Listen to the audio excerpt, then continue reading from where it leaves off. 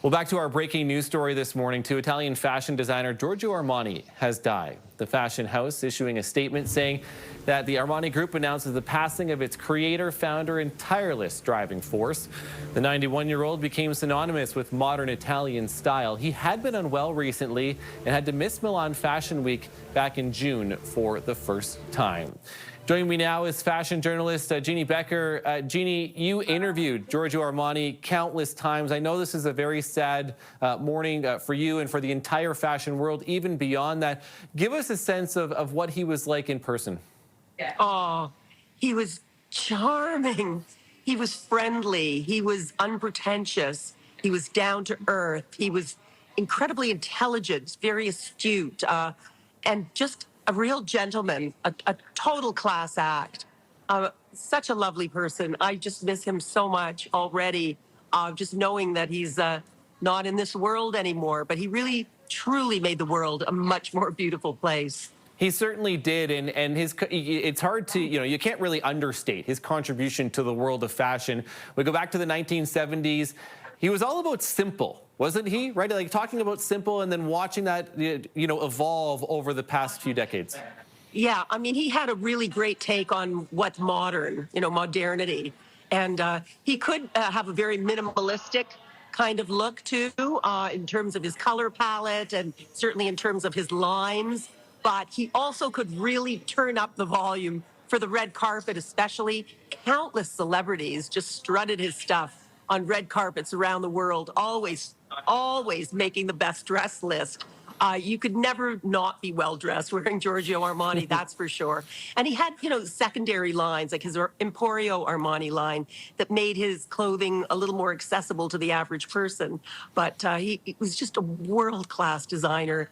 And it just pains me to think that so many of these greats have left the world now. And fashion just, ain't what it used to be. Let's put it that way. Yeah, that's understandable. I think that's fair too. Armani himself, though, too, we heard it. I was just reading about the fact that he worked right up until the few days before his death. He was so committed to everything that he did. I know that he was planning a bigger celebration, I believe, understand, for 50 years, which is coming up for him and his brand. But just talk about, in all your times of communicating and talking to him, that commitment for him and how dedicated he was to his work. Well, he had such passion, unquestionably, to stay in the business for that many decades. You have to be pretty passionate about what you're doing. And obviously, he had a great love of women as well. And, most of the great designers do have that.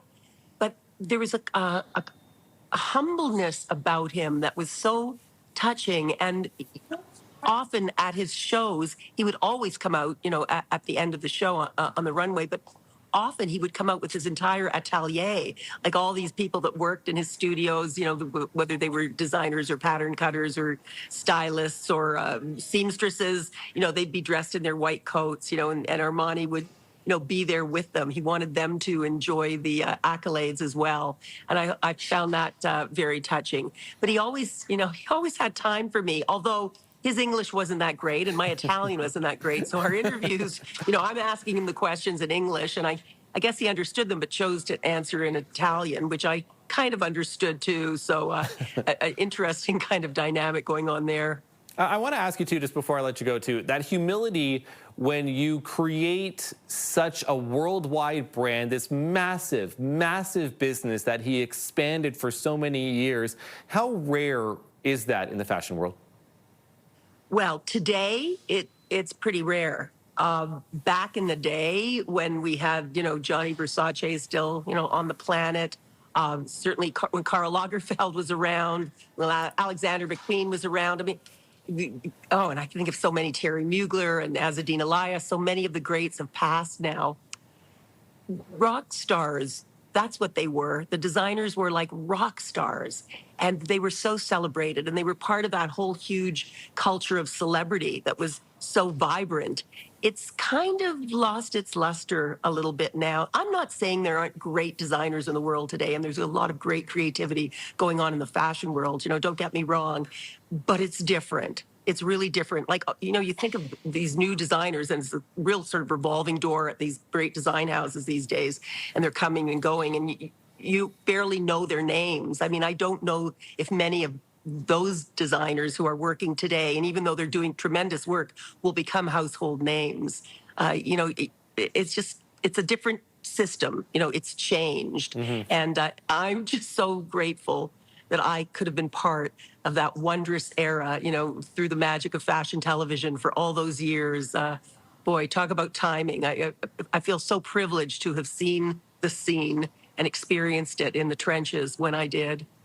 Yeah, a very difficult day for the fashion world and beyond. Jeannie Becker, appreciate your time this morning. Thanks for joining us. Thank you so much.